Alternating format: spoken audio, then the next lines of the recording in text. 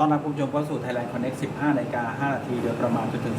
15:30 นาทีนะครับออนแอร์ทาง NBT 2 HD และออนไลน์ทาง NBT Connect นะฮะวันนี้ผมอยู่กับอาจารย์วิโรจน์ อารีครับ สวัสดีครับ สวัสดีครับเสกครับ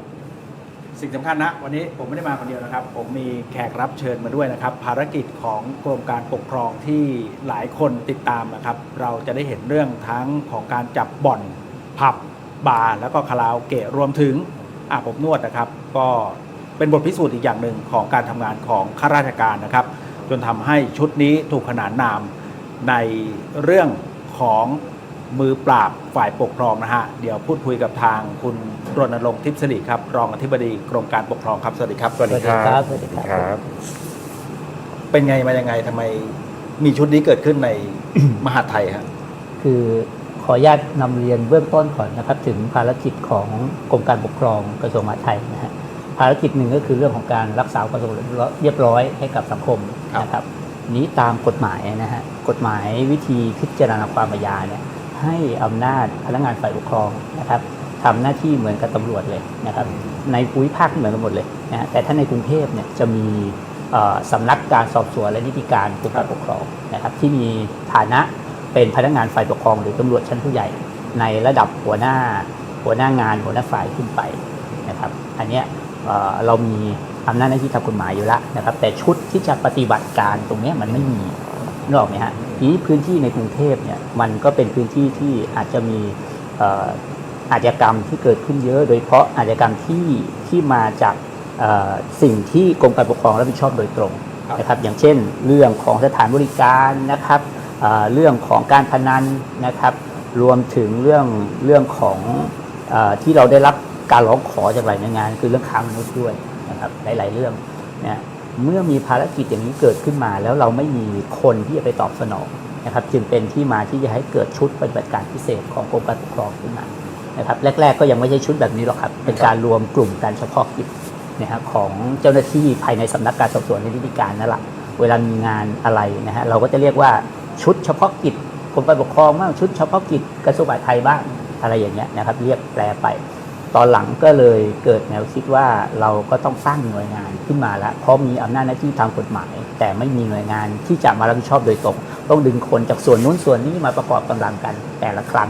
นะครับเพราะนั้นเรื่องของทักษะก็ดีเรื่องของอะไรดีมันอาจจะไม่มีความต่อเนื่องนะครับเราก็เลยต้องตั้งเป็นชุดปฏิบัติการพิเศษกรมการปกครองขึ้นมาซึ่งชุดนี้จะอยู่ในศูนย์ปฏิบัติการบังคับใช้กฎหมายพนักงานฝ่ายปกครองสังกัดสำนักการสอบสวนและนิติการกรมการปกครองเห็นว่ากิจกรรมที่ต้องเข้าไปดูแลนี่ค่อนข้างหลากหลายเลยส่วนใหญ่เลยนี่จะเป็นลักษณะแบบไหนก็หลักจะเป็นเรื่องของที่เรารับผิดชอบโดยตรงที่ท่านรัฐมนตรีรักษาการตามกฎหมายนะครับเรื่องของทั้งอาวุธปืนโรงรับจำนำอะไรทั้งหลายแหล่นะฮะเรื่องของสถานบริการเรื่องของอะไรพวกนี้ฮะจะบังคับใช้กฎหมายในส่วนเราอะไรก็ตามที่กรมการปกครองให้ใบอนุญาตไปใช่ครับใช่ครับอันนี้ส่วนหนึ่งละนะอีกส่วนหนึ่งก็คือเป็นนโยบายของรัฐบาลของกระทรวงมหาดไทยนะครับกระทรวงมหาดไทยโดยท่านรัฐมนตรีว่าการกระทรวงมหาดไทยนะครับท่านอนุทินชาญวีรกูลท่านมีนโยบายให้ปราบปรามในเรื่องเหล่านี้นะฮะจัดอยู่ในเรื่องของจัดระเบียบสังคมทั้งเรื่อง สถานบริการนะครับเรื่องของยาเสพติดเรื่องของอาวุธปืนนะครับเรื่องของผู้มีอิทธิพลและเรื่องของการค้ามนุษย์นะฮะ5เรื่องที่ท่านต้องการให้จัดการในนโยบายนี้ครับการทำงานชุดนี้น่าสนใจนะอาจารย์ครับผมคือตั้งแต่เริ่มของการเก็บข้อมูลสืบสวนสอบสวนจนนำไปสู่การจับกุมชุดนี้เนี่ยถือว่าคือใครโดนชุดนี้จับนี่ผมบอกเลยนะไม่คุกกระดิ่งครับนะโดยเฉพาะในอาบอบนวดแถวๆเนี้ยใกล้ๆเราเนี่ยโดนมาแล้วนะครับผมเรามีวิธีการรวบรวมหลักฐานยังไงจนนำแบบต้องใครเจอชุดนี้ต้องกลัวขออนุญาตเรียนพิเศษกับทางท่านอาจารย์วิโรจน์นี้นะครับว่าเนื่องจากกำลังคนของเราน้อยนะครับชุดปฏิบัติการพิเศษของกรมการปกครองมีแค่20 กว่าคน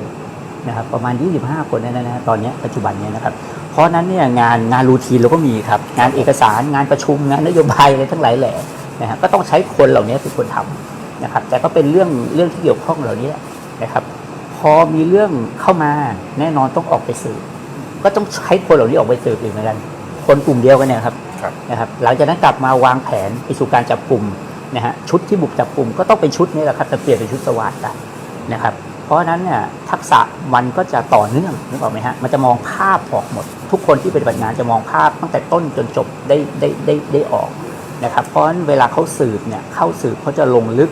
นะฮะวางแผนเนี่ยก็คือให้ดูองค์ประกอบความผิดเลยว่าจะต้องเอาอะไรบ้างจะต้องทำยังไงแล้วถ้าผู้ต้องหาจะปฏิเสธเนี่ยเขาจะดิ้นยังไงมีวิธีออกยังไงเราจะกันไว้หมดครับนะครับในชั้นจับกุมก็เช่นเดียวกันเวลาเข้าจับกุมแล้วเนี่ยนะเราจะเอารายงานการสืบสวนเนี่ยเอามาผนวกกับบันทึกจับกุมเรานะครับพยานหลักฐานที่ได้ชั้นสืบสวนเราจะมาใส่ไว้ในชั้นจับกุมเลยนะครับเพราะฉะนั้นเนี่ยมันจะไม่เคลื่อนไปไหนฮะเวลาเอาบันทึกจับกุมไปส่งพนักงานสอบสวนเหมือนกับจะล็อกไว้เลยครับจะดิ้นไปซ้ายไปขวาก็ไม่ได้แหละเพราะว่าทิศทางมันมาแบบนี้ข้อเท็จจริงมันมาแบบนี้นะครับแล้วพวกเหล่านี้เป็นนักกฎหมายทั้งสิ้นนะครับหลายคนจบเนติบัณฑิตหลายคนจบปริญญาโทกฎหมายนะครับเรียนปริญญาเอกอยู่ก็มีอะไรก็มีนะครับเพราะพวกนี้เนี่ยเขาจะชำนาญเรื่องข้อกฎหมายนะครับเพราะเวลาจับเนี่ยจึงไม่พลาดเราไม่ใช่จับแล้วเอาไปส่งอย่างเดียวเพื่อให้พ้นไปเพื่อให้ได้ยอดคดีไม่ใช่ครับเราต้องการที่จะหยุดยั้งผู้กระทำผิดให้เกิดความเป็นตัวให้ได้ ครับผม อันหนึงน่าสนใจอาจารย์เพราะว่าคือถ้าจับผับจับอะไรมันเป็นพื้นที่ปิดแต่อย่างบ่อนล่าสุดที่ปลายพญาที่กระบี่มันเป็นพื้นที่เปิดนะส่วนยาง ส่วนปาล์มคือถ้าเข้าไปสุ่ม4สุ่ม5เนี่ยแตกคือเลยนะครับ วางอันนี้วางแผนกันยังไงทำไมถึงได้รวบกันได้ขนาดนั้น ต้องชื่นชมน้องๆชุดปฏิบัติการเขาเนี่ยนะครับในชั้นสืบสวนเขาเห็นแล้วอย่างที่พิเศษพูดเลยนะครับเห็นแล้วว่าถ้าบุกเข้าไปกระจายแน่ๆนะครับมันมีทิศทางการออกได้180องศา360เลยนะครับมันออกได้หมดเพราะฉะนั้นเนี่ยเขาก็เลยต้องวางแผนปรากฏว่าวางแผนสืบสวนก่อนตอนลงไปสืบเนี่ยเราพบข้อมูลที่น่าเป็นห่วงเรื่องหนึ่งก็คือถ้าเราจะเข้าทางถนนหลักเนี่ยเอาชุดชาร์จเข้าเนี่ยเขาวางยุทธวิธีแบบค่ายทหารเลยแบบฐานของทหารเลยครับก็คืออยู่ๆคุณไม่มีทางจะเข้าไปถึงใจกลางได้คุณจะต้องเจอด่านตรวจด่านสกัดซึ่งมีไม้กั้นแล้วคุณจะต้องวกไปทางที่เขาบังคับเพื่อให้อ้อมไปกว่าจะถึงจุดหมายเขาได้เนี่ยใช้เวลาเขามีเวลาที่จะแจ้งให้แตกวงออกไปได้นะฮะแล้วข้างหลังเนี่ยที่บอกนะครับมันก็เป็นสวนที่แบบออกไปได้ทุกทางเพราะฉะนั้นเขาก็มองเห็นไปแล้วเขาก็ต้องลาดตระเวนรอบเลยชุดสืบนะครับถึงเป็นที่มาของชื่อปฏิบัติการว่าบองหลาไฟบองหลาเนี่ยภาษาใต้ก็คือแปลว่าจงอางงูจงอางเยอะชุดสืบนี่เจอจงอางมาตั้งแต่ครั้งแรกแล้วนะครับโผล่ขึ้นมาอย่างนี้เลยนะครับเขาก็เสี่ยงนะครับก็เอาข้อมูลเหล่านี้มาวางแผนแต่ความยากกว่านั้นคือเวลาครับเวลาที่ชุดที่เข้ามาด้านหลังชุดที่เข้ามาด้านข้างชุดที่เข้ามาด้านหน้าจะมาบรรจบกันให้พอดีอันนี้ต้องคำนวณเป็นอย่างดีแล้วต้องติดต่อสื่อสารกันให้ได้เป๊ะจริงอันนี้คือความยากจริงยากจนผมกังวลใจแต่น้องเขาก็ทำได้สำเร็จด้วยดีล็อกเราเรียกว่าหมาทางแล้วกันครับที่เขาดูแลไอ้ไม้กั้นอยู่นะครับเวลาเขาเข้ามาสแกนเข้ามาอะไรนะครับชุดล็อกเขาก็จะล็อกทันทีเทสดาวลงแล้วก็ต้องปิดปากให้ได้เพื่อที่จะไม่ให้เขาเอาวิทยุสื่อสารติดต่อไปนะครับแล้วก็ยกอันนี้ออกแต่เขาคำนวณเวลาแล้วนะครับพูดคุยกันแล้วว่าทีมนั้นเวลาเท่านี้ปั๊บเนี่ยเขาจะจัดการตรงนี้เสร็จทางนู้นจะเข้าสุดท้ายเข้ามาพร้อมกันหนีไม่ได้สักคนเดียวครับผมรวบได้หมดเลยคือถ้าฟังดูเหมือนทุกอย่างเป็นกระบวนการเป็นขั้นเป็นตอนแล้วแบบเวลาเป๊ะๆผมว่าจริงๆถ้าหลายหน่วยที่เป็นชุดจับกุมทำแบบนี้น่าจะมีประสิทธิภาพเอาไปยังมุกปานเราน่าจะลดไปเยอะเคยแบบจับไปแล้วแบบมีคนโทรมาขอไหมอันนี้ถามผมเยอะครับเยอะมากหน้างานก็มีครับหลังงานก็มีครับต้องบอกว่าอย่างนี้เป็นลักษณะแบบไหนครับผู้มีอิทธิพลเป็นอะไรแบบนี้ก็มีฮะส่วนใหญ่ก็จะเป็นผู้กว้างขวางทั้งหลายใช้คำนี้ด้วยกันนะครับเพราะว่าบางครั้งคำว่าผู้มีอิทธิพลเนี่ยมันตีความได้หลากหลาย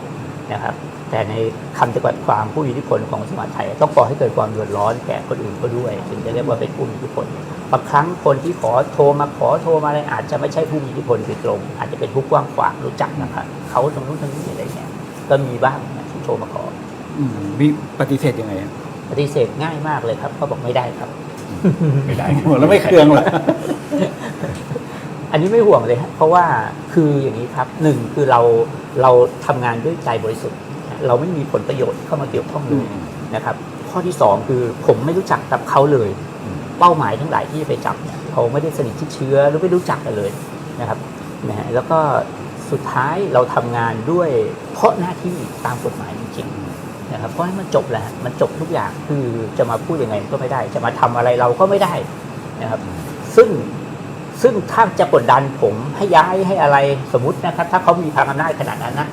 ก็ไม่ใช่ปัญหาครับเพราะว่าเป็นข้าราชการผมย้ายมาหลายที่แล้วนะฮะแต่ว่าไม่ได้ย้ายเพราะเรื่องแบบนี้นะครับย้ายเพราะว่าวงจรเรียกว่าอะไรนะฮะ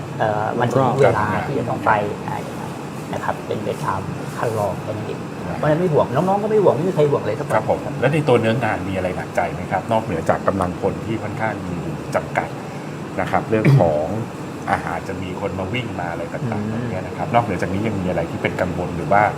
อยากจะนำไปสู่การปรับปรุงเพื่อให้การทำงานมีประสิทธิภาพมากขึ้นนะครับ คือก็คงเป็นเรื่องของทั้งคนทั้งอุปกรณ์ทั้งงบประมาณทั้งหลายนะซึ่งเรามีจำกัดมากจริงๆแต่ว่าภาระรับผิดชอบมันเยอะมากมันทั่วประเทศคือชุดนี้จะเป็นชุดที่ทำงานให้กับศูนย์ดำรงธรรมกระทรวงมหาดไทยด้วยเพราะฉะนั้นเรื่องใดที่ร้องเข้าสู่ศูนย์ดำรงธรรมของกระทรวงมหาดไทยเนี่ยศูนย์ดำรงธรรมส่งมาพวกนี้จะต้องออกไปแจกจ่ายเป็นชุดเคลื่อนที่เร็วเพราะฉะนั้นเราไม่รู้เลยมันจะเกิดที่ไหนในประเทศเราแต่กำลังคนที่25คนแล้วมีงานรูทีนต้องทำประจำนะครับเพราะฉะนั้นสิ่งนี้คือสิ่งจำกัดที่สุดนะครับแต่ตอนนี้ผมได้นำเรียนทางผู้บัญชาให้ท่านได้รับทราบแล้วนะครับทางท่านรัฐมนตรีหรือว่าการกระทรวงมหาดไทยท่านรับทราบแล้วนะครับนั้นท่านก็สั่งการมาแล้วบอกว่าให้ทำคำสั่งมาเลยนะครับจะต้องช่วยราชการต้องอะไรก็ต้องทำเพราะว่ากรอบตามอัตรามันจำกัดอาจจะต้องดึงคนเข้ามาช่วยผมเห็นหลาย ๆ ครั้งที่ชุดนี้ไปจับแล้วอย่างกรณีผับร้านเหล้าอะไรพวกเนี้ยแล้วเอาคำสั่งคสช.มาด้วยทำไมต้องเอาคำสั่งคสช.มาด้วยเพราะว่าคือถ้าเราดูเนี่ยหลายกระทรวงหลายกรมคำสั่งคสช.ก็ยังมีค้างอยู่เยอะแต่เห็นจะมีชุดเนี้ยที่ชุดเดียวที่เอาคำสั่งคสช.มาได้เพราะอะไรอ่ะคืออย่างนี้ครับไม่ใช่ว่าเราเอาคำสั่งคสช.เพื่อจะเข้านะฮะที่เข้าไปเนี่ยเข้าเดิมหน้าที่เราตามกฎหมายอยู่แล้วแต่ว่าหลังจากนั้นครับมันจะมีเรื่องของคำสั่งทางปกครองอันนี้จะทำให้เขาเกิดความเกรงกลัวเพราะถ้าเราจับต้องบอกเลยครับว่าคดีอาญาเนี่ยสมมติว่าเปิดสถานบริการไม่รับอนุญาตนะครับแม้โทษจะจำคุกไม่เกิน1 ปีปรับไม่เกิน60,000แต่ยี่ต้องศาลมีครับถ้าทำผิดครั้งแรกครับศาลท่านปรับ 4,000 5,000 ปรับอย่างเก่งก็10,000โอ้โหเขารายได้เขาคืนนึงมหาศาลครับเขาพร้อมที่จะจ่ายวันรุ่งขึ้นมาเขาเปิดใหม่ถูกไหมถ้าไม่มีการสั่งปิดนะครับเพราะนั้นเราจะต้องพ่วงคำสั่งของหัวหน้าคสชที่22/2558ซึ่งเป็นคำสั่งที่จะทำให้ผู้มีอำนาจเนี่ยสั่งปิดสถานบริการนี้5 ปีฟรีไปเลยถ้าคุณผิดในเรื่องเหล่านี้ปล่อยเด็กเข้าไปเกินเวลามีอาวุธมียาเสพติดอะไรเหล่านี้นะครับคือปิด5 ปีฟรีไปเลยนะครับเพราะทางรัฐบาลมีนโยบายที่จะยกเลิกคำสั่งคสชทั้งหมดนะครับแต่ว่าถ้าคำสั่งใดที่มันมีประโยชน์นะครับก็สามารถที่จะเอาไปปรับนะฮะเพื่อจะไปใส่ไว้ในกฎหมายปกตินะครับพยายามที่จะใส่ไว้ให้ได้นะเพราะว่าคำสั่งคสชที่บอกฉบับที่บอกเนี่ยมันเป็นคำสั่งพิเศษที่ถามว่าอำนาจหน้าที่ตามกฎหมายปกติมีไหมมีแต่มันไม่พอก็เลยต้องเอายาแรงตัวนี้ออกมาใช้เอามาช่วยด้วยณวันนี้ไม่มีคสชแล้วถ้าจะยกเลิกอันนี้ปั๊บเท่ากับไม่มียาแรงแล้วไอ้พวกนั้นจะกลับมาใหม่นี่คือคำถามนะครับถ้าเราไม่เอาไปใส่ไว้ในกฎหมายปกติเอายาแรงไปใส่ไว้ในกฎหมายปกติก็ต้องเร่งเพิ่มใช่ครับเพิ่มอำนาจหน้าที่ตรงนี้เข้าไปโอ้น่าสนใจมาถึงเรื่องนี้หน่อยไหนๆก็จับบ่อนผับ ยาคาราโอเกะอาบอบนวดมาเยอะ Entertainment Complex ในมุมมองของผู้บังคับใช้กฎหมายกับการปราบปรามนโยบายการพนันกับสิ่งที่ภาครัฐกำลังอยากจะให้มันเกิดขึ้นมองยังไงผมมองอย่างนี้ก่อนนะครับขออนุญาตทำความเข้าใจก่อนว่าคำว่า Entertainment Complex ในความในการอธิบายของทางรัฐบาลเนี่ยนะก็คือเขาพยายามอธิบายว่าเป็นเรียกว่ามันหลากหลายนะไอกิจกรรมหนึ่งที่มันคาใจคนหลายคนก็คือคาสิโนเนี่ยมันไม่เกิน 10% นะฮะไม่ให้มีไม่เกิน 10% ของ Entertainment Complex นะครับเจตนาดีของรัฐบาลต้องการที่จะระดมทุนนะฮะจากต่างชาติเนี่ยเข้ามาในประเทศไทยเพื่อให้เป็นการกระตุ้นเศรษฐกิจบ้านเรานะครับแต่ประชาชนที่คาใจคือคาใจเรื่องเรื่องคาสิโนนะถ้าถามว่าคาสิโนมีแล้วมันจะแก้ปัญหาการพนันในบ้านเราได้ไหมจากประสบการณ์นะครับอันนี้ความเห็นส่วนตัวนะครับในฐานะส่วนตัวที่ทำงานมาด้านนี้ผมมองว่าลูกค้าคนละกลุ่มเลยนะครับลูกค้ากลุ่มคาสิโนเนี่ยเป็นลูกค้าระดับสูงที่มีเงินเยอะมากต้องมีเงินฝากเป็น10 ล้านติดต่อกัน6 เดือนนะครับที่ตามกราฟนะที่เขาตั้งไว้นะครับเพราะฉะนั้นในกลุ่มนี้เป็นกลุ่มคนมีเงินครับจริงๆกลุ่มนี้เราไม่ได้ไปยุ่งอยู่แล้วใครที่มีเงินอยากเล่นคุณอยากได้เสียอะไรเรื่องของคุณเลย แต่ทุกวันนี้ที่เราไปจับการพนันเพราะอะไรฮะศูนย์ดำรงธรรมแจ้งมาประชาชนร้องเรียนเดือดร้อนเพราะอะไรเพราะมันเป็นคนระดับล่างทั้งนั้นเลยที่เข้าไปเล่นลูกเมียเดือดร้อนนะครับตัวพ่อบ้านเอาบ้านไปจำนองเอารถไปขายนะฮะเอาที่นาไปจำนองเอาไปนู่นนี่นั่นนะครับจนลำบากครอบครัวเลยเขาถึงได้ร้องเข้ามานะครับเพราะฉะนั้นที่เราไปจับเนี่ยเราจะเจอแต่เรื่องแบบนี้คนกลุ่มนี้ทั้งนั้นเลยนะฮะถามว่าถ้ามีคาสิโนนะฮะบ่อนของคนกลุ่มนี้จะยังอยู่ไหมมันก็ยังอยู่เพราะมันเป็นลูกค้าคนละกลุ่มกันนะฮะนี่คือความเห็นส่วนตัวของผู้บังคับใช้กฎหมายนะครับ มีมุมมองหรือว่าข้อเสนอแนะที่แบบถ้าจะทำการพนันให้มันถูกกฎหมายมันต้องทำยังไงไหม เรื่องการพนันที่ถูกต้องตามกฎหมายเนี่ยมันต้องคุยหลายฝ่ายหลายเรื่องนะฮะแต่ความเห็นส่วนตัวผมเนี่ยนะครับบอกว่ามองว่าแม้ในทุกวันนี้นะครับตัวการพนันบ่อนออนไซต์เนี่ยนะครับมันจะลดลงนะถ้าเทียบกับผมย้อนไป5 ปีที่แล้วในขณะที่เห็นเกลื่อนไปเลยนะครับแต่เดี๋ยวนี้ทีมผมจะไปหาแต่ละบ่อนเนี่ยยากเหลือเกินเพราะว่าการกวาดจับของเรานี่แหละแล้วยิ่งทางกระทรวงการคลังมีนโยบายแก้ไขกฎหมายการพนันให้โทษเพิ่มมากขึ้นครับจะให้มีโทษขั้นต่ำที่จำคุกเลยจะไม่มีการปรับหรือรอลงอาญาอะไรแบบนี้นะครับแม้ว่าที่เราจับมาภาคหลังนะครับศาลท่านจะลงสถานหนักนะผมเห็นท่านจำคุกเลยนะครับคือแม้จะจำ2 เดือนก็ตามแต่จำจริงไม่รอลงอาญา หมายถึงคนเล่นเนี่ยนะ ใช่คนที่เป็นเจ้ามือ ครับ นายบ่อนทั้งหลายนะฮะพวกนี้จะโดนนะฮะจะโดนจำคุกจริงอย่างเคสล่าสุดที่กระบี่นี่ก็จำคุกจริงไม่รอลงอาญานะครับคราวนี้เนี่ยถ้าจะแก้ไขเนี่ยต้องคุยกันหลายฝ่ายมากครับการเอาขึ้นมาบนดินอาจจะมีข้อดีแต่อาจจะมีข้อเสียนะฮะต้องชั่งน้ำหนักดูนะครับแต่สิ่งหนึ่งที่เห็นแน่ๆแล้วก็คือรายได้เข้ารัฐแน่นะครับแต่ต้องมีการสกรีนให้ดีเลยคนเล่นก็คือมีจุดที่ให้เขาหยุดนะครับหมายถึงว่าพอเข้าไปเล่นเนี่ยไม่มีแล้วเนี่ยนะครับอย่าไปเล่นต่ออย่าถึงขนาดไปจำนองบ้านอย่าไปอะไรอย่างนี้ไอ้นี่คือจุดตัดนะครับแต่ว่ามันยากที่จะสกรีนทำยังไงถึงจะทำให้ได้ถ้าสกรีนได้เนี่ยการเปิดบ่อนให้ถูกกฎตามกฎหมายเนี่ยคนก็จะอาจจะค้านน้อยลงนะครับเพราะเขาก็อยากให้รายได้อยู่บนดินให้พัฒนาประเทศอยู่แล้วเพราะต่อให้ไม่มีบ่อนถูกต้องตามกฎหมายเนี่ยมันก็มีบ่อนเถื่อนเกิดขึ้นอยู่แล้วนะแล้วก็เสียงบประมาณเสียเวลาเจ้าหน้าที่ที่ต้องออกไปจับกวาดจับ น่าสนใจ เหนื่อยไหมพี่เหนื่อยไหมครับ เหนื่อยแต่ก็จำเป็นครับต้องทำมันเป็นหน้าที่ยอมเหนื่อยครับน้องๆทุกคนภาคภูมิใจนะครับเขาเหนื่อยนะครับเขาเหนื่อยนี่เพิ่งไปยิงปืนกลับมานี่ได้เหรียญทองพิเศษกันมาเกือบทุกคนเลยนะครับเนี่ยรีบเรียกให้มาแบ็กอัพให้วันนี้ ครับผม ครับ เคยแบบเราไปทำงานแล้วมันมีความผิดพลาดเกิดขึ้นแล้วเราแก้ปัญหากันยังไง เราเบื้องต้นก่อนนะครับเราพยายามให้เกิดความผิดพลาดน้อยที่สุดนะฮะโดยที่เราวางแนวปฏิบัติไว้วางกรอบกฎหมายอะไรไว้เนี่ยค่อนข้างชัดเจนแหละแต่ถ้ามันยังเกิดขึ้นมาจริงๆเนี่ยก็ต้องเข้าไปช่วยรับผิดชอบคือความผิดพลาดเนี่ยมันไม่ได้เกิดจากเจตนาเขาอยู่แล้วนะครับเพราะพวกน้องๆชุดเนี้ยทีมงานเนี่ยเราคัดกันมาแล้วนะทุกคนไม่มีเรื่องผลประโยชน์เลยนะครับทุกคนทำงานโดยด้วยใจจริงๆนะถามว่าค่าตอบแทนเขาไม่ได้ให้เงินเดือน แค่นั้นเองนะครับเขาเป็นปลัดอำเภออยู่ข้างนอกเขายังได้ค่าตอบแทนปลัดอำเภอบ้างนะฮะไม่กี่พันแต่ก็ยังได้แต่เขามาอยู่ที่นี่เนี่ยเสียค่าใช้จ่ายมากกว่าเดิมนะเพราะว่าอยู่ต่างจังหวัดเขาอาจจะมีบ้านพักอยู่กรุงเทพไม่มีนะครับต้องเช่า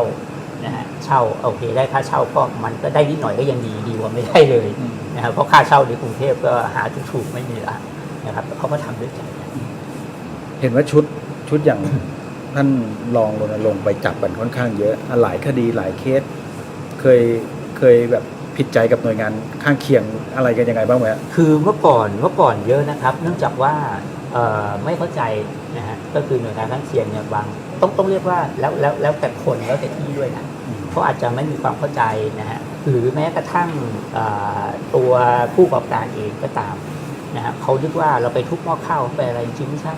นะครับเราทำเนี่ยไม่ใช่เราเลือกเป้านะครับนี่มาตามข้อร้องเรียนเพราะต้องทำงานตามกรอบข้อร้องเรียน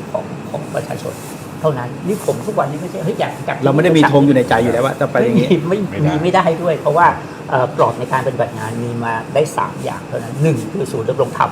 นะฮะส่งเรื่องเข้ามานะครับ2หน่วยงานต่างๆเนี่ยร้องขอเข้ามารวมถึงศูนย์ของสำนักนายกรัฐมนตรีสำนักงานปลัดสำนักนายกนะครับที่รับข้อร้องเรียนก็จะส่งเรื่องเข้ามานี่ก็มี แล้วก็3ผู้บัญชาสั่งการโดยพิเศษซึ่งน้อยมากครับส่วนใหญ่จะผู้บัญชาสั่งการนี้ก็คือแทบละร้อยเลยก็คือคนร้องผ่านผู้บัญชาก็ส่งเรื่องมานะครับเพราะฉะนั้นเราจะไม่มีมาเลือกเป้ามันไม่มีเวลาไปเลือกเป้าเราก็ต้องเอาจากจริงเหล่านี้เอามาทำงานนะครับแต่ที่ทำก็ประสบผลสำเร็จด้วยดีนะครับได้หลายเคสอย่างเช่นเคสบุหรี่เถื่อนก่อนหน้าที่จะเป็นนโยบายสำคัญที่รัฐบาลสั่งทุกหน่วยงานปราบปรามเราทำมาก่อนแล้วเราพยายามภายใต้คนจำกัดมากแต่เราทำงานได้ผลมากถึงขนาดที่ว่าทางสคบเนี่ยท่านรองเลขาติดต่อเข้ามาเองท่านบอกโอ้โหผมไม่เคยเจอเยอะขนาดนี้มาก่อนที่เราเจอที่กระทุ่มแบนอันนั้นก็เกิดจากการแกะรอยของชุดน้องนี่แหละนะครับที่เขาแกะรอยจากร้านเล็กๆไปสู่โกดังใหญ่ครับต้องใช้เวลาแล้วก็ใช้ทุ่มเทแรงกายแรงใจเห็นแล้วเนี่ยทีนี้การทำงานล่ะครับอันนี้มันต้องมีการทำงานร่วมกับหน่วยงานอื่นด้วยไหมครับที่ตำรวจบางครั้งถ้าสามารถร่วมได้เราจะร่วมนะครับแต่บางครั้งเราประเมินแล้วว่าถ้าร่วมมือไปแล้วข่าวรั่วเนี่ยมันก็เสียงประมาณเปล่าเมื่อก่อนไม่เข้าใจแต่ตอนหลังเข้าใจแล้วส่วนใหญ่หน่วยงานข้างเคียงจะเข้าใจแล้วว่าเราทำงานเราไม่ได้เลือกเป้าเราไม่ได้ไปตีเขาเราไม่ได้ไปทำในท้องที่นั้นไม่ใช่เป็นเพราะเขาลองเรียนจริงๆนะครับแล้วเขาเข้าใจกันก็ไม่มีปัญหาอะไรเพราะทุกครั้งเราก็สามารถที่จะให้มาร่วมกันได้ภายหลังอาจจะมาช่วยอะไรกันหลังจากเข้าจับแล้วก็ว่าไปเอาจริงผมว่าจริงไม่ต้องระแวงหรอกหน่วยงานข้างเคียงหน่วยงานอื่นอ่ะทำให้มันถูกกฎหมายนะพออย่างเดียวถ้าเข้านะการเดือดร้อนครับผมนี่ไม่เพียงเฉพาะหน่วยงานข้างเคียงเดือดร้อนนะนี่ชุดนี้เข้าก็ทำหน่วยงานตัวเองคนของตัวเองเหนื่อยเหมือนกันครับผมมีอะไรอยากจะฝากถึงต้องฝากกับพี่น้องประชาชนครับว่าทุกวันนี้อาชญากรรมเนี่ยมันเกิดหลายรูปแบบนะครับโดยเฉพาะยิ่งพวกออนไลน์ด้วยอะไรด้วยเนี่ยอยากให้ประชาชนช่วยกันเป็นหูเป็นตานะครับประชาชนนะคือตำรวจที่ดีที่สุดนะครับที่จะหาข่าวนะครับแล้วก็แจ้งเบาะแสไปยังเจ้าหน้าที่ในพื้นที่ท่านนะครับแต่หากว่าไม่ได้การตอบสนองหรือไม่ได้การปฏิบัติที่ไม่ดีอะไรก็แล้วแต่ถ้าสามารถร้องมาที่สายด่วนนะครับของศูนย์ดำรงธรรมกระทรวงมหาดไทยได้นะครับเบอร์1567นะครับผมจะนำมาสู่การปฏิบัติงานของชุดผมนะครับอีกนิดหนึ่งพี่ก็ยังเชื่อว่าถ้ามีบ่อนถูกกฎหมายบ่อนผิดกฎหมายก็ยังอยู่ผมว่ายังอยู่นะฮะแต่รายได้ส่วนหนึ่งมันจะเข้ารัฐเลยนะครับแต่ทีนี้เนี่ยบ่อนที่ไม่ถูกต้องตามกฎหมายเนี่ยอาจจะระยะยาวจะยืนต่อได้ไหมถ้าบ่อนถูกกฎหมายแล้วเขาเรียกว่าไงสมูททุกอย่างนะครับไม่มีปัญหาอะไรเลยเนี่ยนะครับบ่อนที่ผิดกฎหมายอาจจะอยู่ไม่ได้ในวันข้างหน้านะครับแต่ณเวลาเริ่มต้นเนี่ยผมเชื่อว่ายังไงก็ยังอยู่มองอนาคตเรื่องของสิ่งผิดกฎหมายในประเทศไทยยังไงครับในมุมมองของคนทำงานในมุมมองผมนะครับเรื่องของการกระทำความผิดเนี่ยทางออนไลน์จะมากขึ้นซึ่งทุกวันนี้ตัวเลขมันมากขึ้นมาเรื่อยๆอยู่แล้วที่เราจับเมื่อเช้านี้ก็ออนไลน์กันนะครับการดัดแปลงอาวุธปืนนะครับเมื่อก่อนเนี่ยดีมานด์ซัพพลายจะมาเจอกันก็ต้องไปวิ่งหาไม่รู้อยู่ที่ไหนต้องถามคนที่เคยไปแล้วแต่ทุกวันนี้แค่เซิร์ชเข้าไปคีย์เวิร์ดคำนี้ขึ้นมาหมดเลยเลือกได้เลยครับจะไปไหนดีมานด์ซัพพลายชนกันปั๊บปังเกิดขึ้นเป็นเลยแล้วยังพออธิบายรูปแบบของออนไลน์เพิ่มเติมอีกไหมฮะมีอาวุธปืนอย่างมีอย่างอื่นที่มันเริ่มขยายตัวอาวุธปืนนะครับนอกจากเรื่องปืนเถื่อนที่ซื้อขายกันตามออนไลน์เราไปจับมันก่อนหน้านี้มาแล้วนะครับยังมีที่รับดัดแปลงอาวุธปืนซึ่งมองเผินๆเมื่อเช้ายังมีนักข่าวถามผมนะครับมันร้ายแรงยังไงมันผิดกฎหมายยังไงทำไมตกแต่งปืนไม่ได้อะไรอย่างเงี้ยบอกว่าให้ตกแต่งปืนต้องแยกให้ออกนะครับกับการดัดแปลงอาวุธปืนการดัดแปลงปืนเนี่ยให้มีรูปภาพยิงที่มันรุนแรงมากขึ้นเกินกว่าในทะเบียนจะอนุญาตได้นะครับ1กระสุนโหลดได้30นัดเลย2ดัดแปลงให้ยิงได้เป็นชุดเลยปังๆๆๆๆเหมือนปืนกลเลยนะครับอันนี้อันตรายไหมต้องถามก่อน3ดัดแปลงโดยการเปลี่ยนลำกล้องเปลี่ยนชุดลัดไกเปลี่ยนเข็มแทงชนวนผมถามว่าปืนผิดกฎหมายเนี่ยเอาไปยิงคนนะฮะมันตามทะเบียนไม่ได้อยู่แล้วแต่ถ้าปืนถูกกฎหมายล่ะเอาไปยิงคนตามทะเบียนได้เอามาพิสูจน์ได้ยิงออกมาหัวกระสุนที่เจอจากศพมาจากเกลียวลำกล้องนี้นะครับไอ้ปลอกกระสุนถูกสับจากนกเข็มแทงชนวนปั๊บ เทคโนโลยีชุดนี้พิสูจน์หลักฐานได้ พิสูจน์หลั นะ กฐานได้ แต่ถ้าหลังการยิงเข้าไปเปลี่ยนล่ะนี่คือปัญหาตรวจไม่ได้ครับ เคยมีมาแล้วนะที่เจ้าที่แม้ตามยึดปืนของกลางได้ แต่พอพิสูจน์แล้วหลุดเพราะอะไรเพราะมันไม่ตรงเขาเอาไปเปลี่ยนหมดแล้วยกเว้นจะตามได้จากร้านนะครับว่าไอ้นี่เอามาเปลี่ยนหาของไปพิสูจน์ได้ไอ้อย่างนี้อาจจะลงโทษก็ได้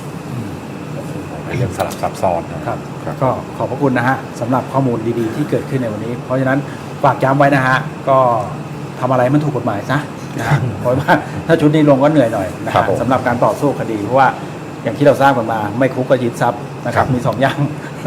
นะครับก็ฝากกันไว้ขอบพระคุณท่านรองนะฮะ ครับผมขอบคุณน้องๆเลยครับ ขอบคุณพี่ๆน้องๆด้วยนะครับ ขอบคุณครับ นี่นะฮะชุดปฏิบัติการพิเศษกรมการปกครองนะครับหมดเวลาของ Thailand Connect วันนี้แล้วนะฮะเราทั้ง3คนลาไปก่อนสวัสดีครับ สวัสดีครับ ครับ